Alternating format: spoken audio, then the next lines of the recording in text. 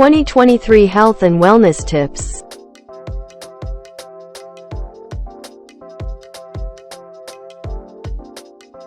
One. Start your day with a glass of water.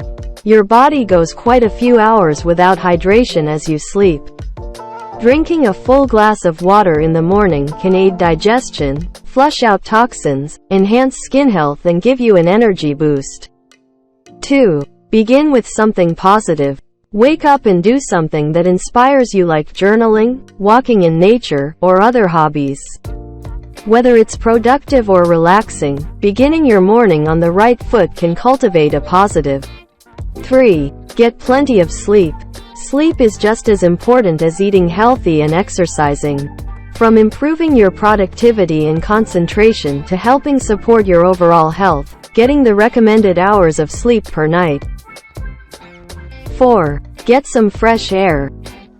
Whether you get outside for some exercise or to read a book in the sunshine, you should take at least 30 minutes a day to get some vitamin D. 5. Get moving throughout the day. Try the stairs instead of the elevator, take short walks around your office or ride a bike instead of driving.